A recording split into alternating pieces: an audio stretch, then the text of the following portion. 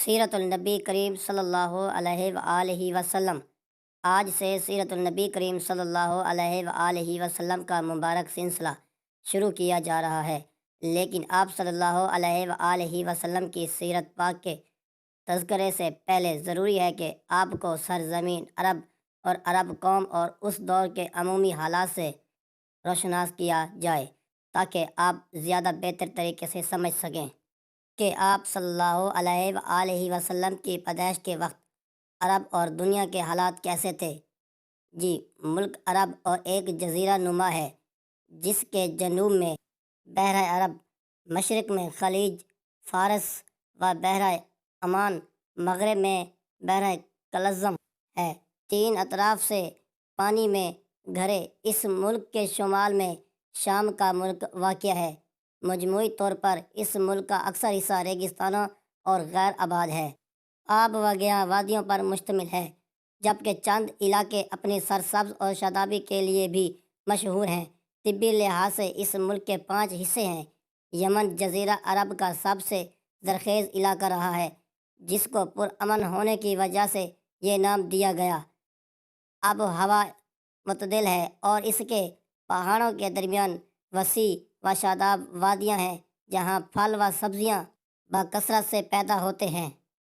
قوم سبا کا مسکن عرب کا یہی علاقہ تھا جس نے آبپاشی کے لیے بہت سے بند بنائے، جن میں مارب نام کا مشہور بند بھی تھا۔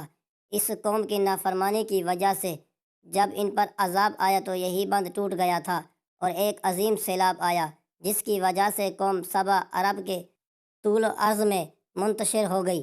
حجاز یمن کے شمال میں حجاز کا علاقہ واقع ہے۔ حجاز ملک عرب کا وہ حصہ ہے جسے اللہ نے نور ہدایت کی شمع فیروز کرنے کے لیے منتخب کیا۔ اس خطے کا مرکزی شہر مکہ مکرمہ ہے، جو بے آب و گیا وادیوں اور پہاڑوں پر مشتمل ایک ریگستانی علاقہ ہے۔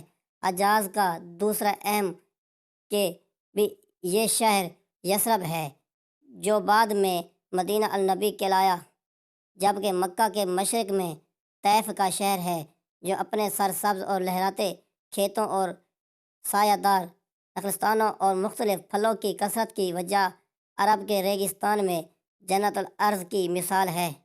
حجاز میں بدر، احد، بیر، موانا، حدیبیہ اور خیبر کی وادیاں بھی قابل ذکر ہیں۔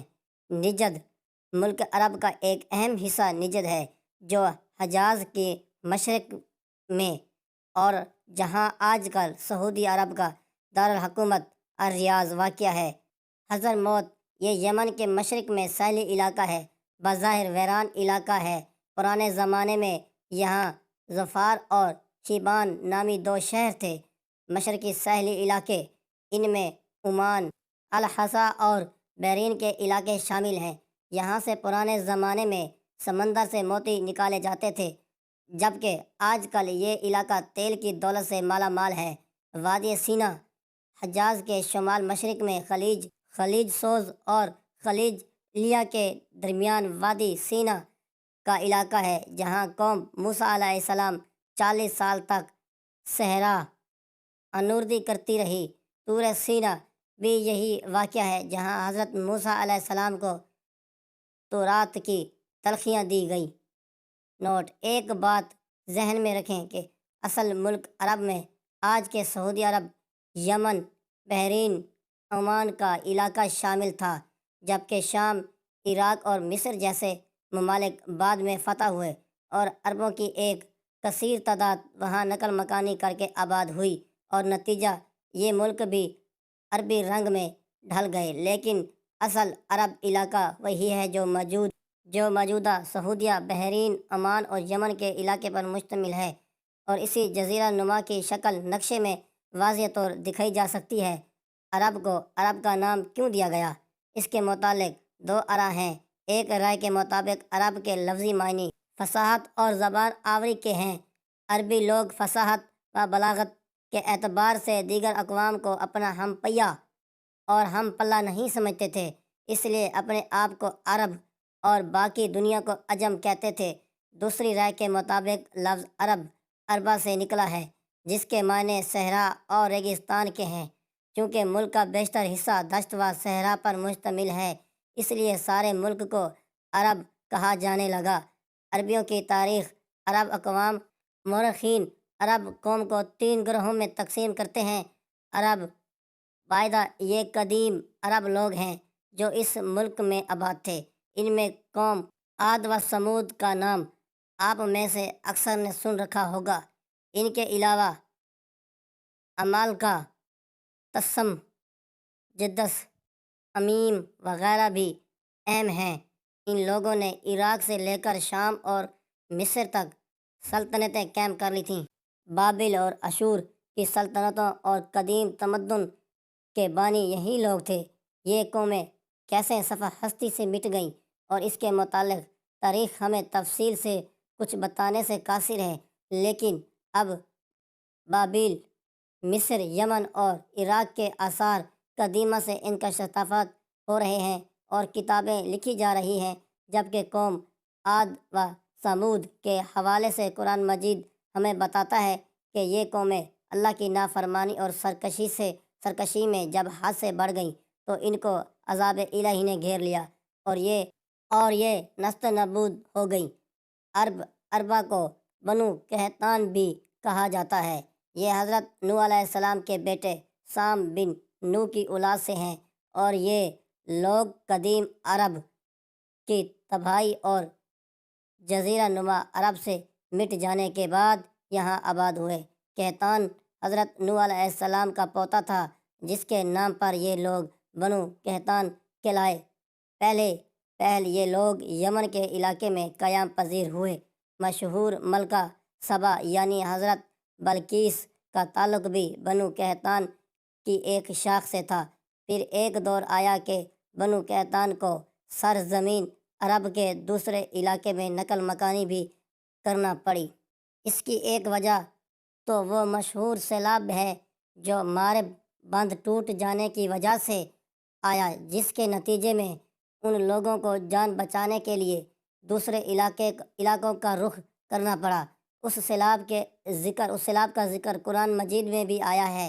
اور دوسری وجہ یہ ہے کہ جب ان کی آبادی پھیلی تو مجبوراً ان کے مختلف قبائل کو یمن سے نکل کر اپنے لیے نئے علاقے ڈھونڈنا پڑے، جس کے نتیجے میں یہ لوگ جزیرہ نما عرب کے طول عرض میں پھیل گئے، جبکہ کچھ قبائل شام و ایران اور عرب کے سرحدی علاقوں کی طرف بھی نکل گئے اور وہاں اپنی آبادیاں قائم کیں، جبکہ ایک قبیلہ بنو جرہم مکہ کی طرف جا نکلا اور زمزم کے چشمے کی وجہ سے حضرت ابراہیم علیہ السلام کی زوجہ حضرت ہاجرہ رضی اللہ تعالی عنہ کی اجازت سے وہاں آباد ہو گیا۔ بنو قحطان کا ہی ایک قبیلہ ازد کا سردار ثعلبہ اپنے قبیلہ کے ساتھ یثرب کی طرف آیا اور یہاں جو چند خاندان بنی اسرائیل کے رہتے تھے انہیں مغلوب کر لیا، قلعے بنائے اور نگلستان لگائے۔ اسی کی اولاد سے اوس اور خزرج مدینہ کے 2 مشہور قبیلے تھے جن کا تاریخ اسلام میں بہت اونچا مقام ہے۔ عرب مستعربہ کا سرزمین عرب پر سب سے آخر میں آباد ہونے والے بنو اسماعیل تھے، انہی کو عرب مستعربہ بھی کہا جاتا ہے۔ حضرت ابراہیم علیہ السلام نے اللہ کے حکم پر اپنی زوجہ حضرت ہاجرہ اور شیر خوار بیٹے حضرت اسماعیل علیہ السلام کو مکہ کی بے اب و گیا وادی میں لا بسایا اور خود واپس چلے گئے۔ یاد رہے کہ اس وقت نہ مکہ کی آبادی تھی اور نہ ہی خانہ کعبہ کا وجود۔ خانہ کعبہ ویسے تو حضرت آدم علیہ السلام کے وقت تعمیر ہوا، مگر خانوادہ ابراہیم علیہ السلام کی ہجرت کے وقت وہ تعمیر معدوم ہو چکی تھی، اور پھر بعد میں جب حضرت اسماعیل علیہ السلام کی عمر 15 سال کی تھی تو حضرت ابراہیم علیہ السلام مکہ تشریف لائے تھے، اور ان دونوں باپ بیٹوں نے مل کر اللہ کے حکم پر اور حضرت جبرائیل علیہ السلام کی رہنمائی اور نگرانی میں خانہ کعبہ کو انہی بنیادوں پر سر نو تعمیر کیا جن پر کبھی حضرت آدم علیہ السلام نے بتایا تھا۔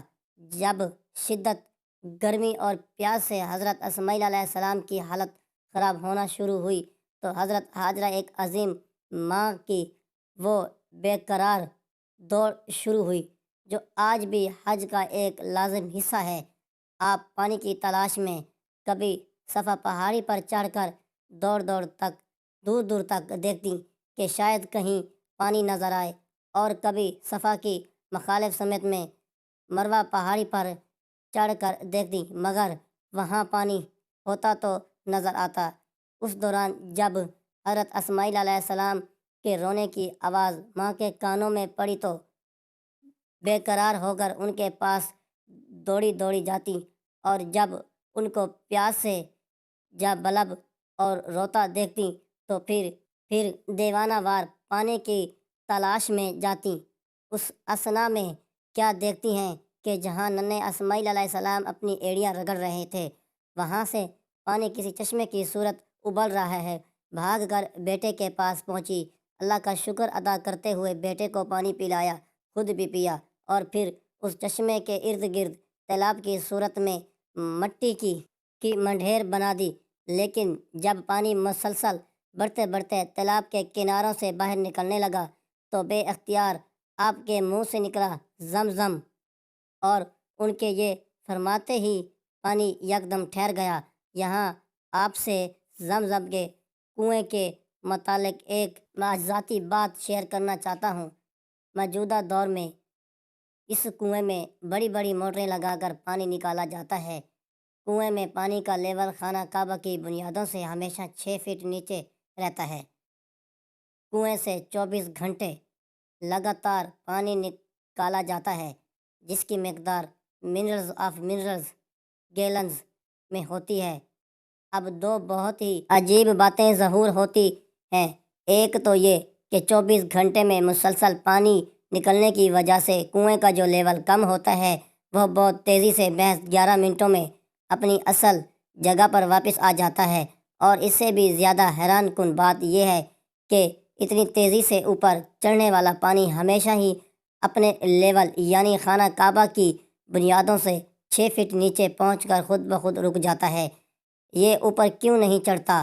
اور اگر یہ پانی خود بخود نہ رک جائے تو تب غور کریں کہ اگر 24 گھنٹے نکلا جانے والا پانی صرف 11 منٹوں میں پورا ہو جاتا ہے تو اگر یہ پانی نہ رکے اور اوپر چڑھ کر باہر بہنا شروع کر دے تو تب کیا صورت پیدا ہوگی؟ یقیناً یہ حضرت حاجرہ کے مبارک فرمان یعنی زمزم ٹھہر جا کی برکت ہے۔ یہ اپنی حدوں سے تجاوز نہیں کرتا، اور جتنا بھی اس سے پانی نکال لیا جائے یہ بس اپنے اسی لیول تک آ کر خود بخود رک جاتا ہے جہاں کبھی اسے حضرت حاجرہ نے روکا تھا۔ اب اصل موضوع کی طرف پڑھتے ہیں۔ اوپر بنو قحطان کے ایک قبیلہ جرہم کا ذکر کیا گیا۔ سرزمین عرب کیونکہ زیادہ تر صحرا اور لک و دک پہاڑی علاقہ پر مشتمل ہے اور پانی بہت نایاب ہے، تو کسی جگہ آبادی کے لیے بہت ضروری ہے کہ وہاں پانی میسر ہو۔ قبیلہ جرہم جب اپنے علاقہ یمن سے نئے وطن کی تلاش میں نکلا تو دوران سفر جب مکہ کی وادی میں پہنچا تو وہاں ان کو زمزم کے چشمے کی وجہ سے ٹھہرنا مناسب لگا، کیونکہ چشمہ کی مالک حضرت حاجرہ تھیں، تو انہوں نے بی بی حاجرہ کی اجازت سے چشمے کے ساتھ میں ڈیرے ڈال دیے اور آباد ہو گئے۔ یوں حضرت حاجرہ اور حضرت اسماعیل علیہ السلام کو ایک مضبوط عربی قبیلہ کا ساتھ میسر آیا۔ بعد ازاں اسی قبیلے کے سردار کی بیٹی کے ساتھ حضرت اسماعیل علیہ السلام کی شادی ہوئی، جبکہ خانہ کعبہ بھی از سال نو تعمیر ہوا۔ یوں مکہ ہے آب وگیا وادی سے ایک آباد شہر کا روپ اختیار کر گیا۔ آگے کہانی جاری ہے۔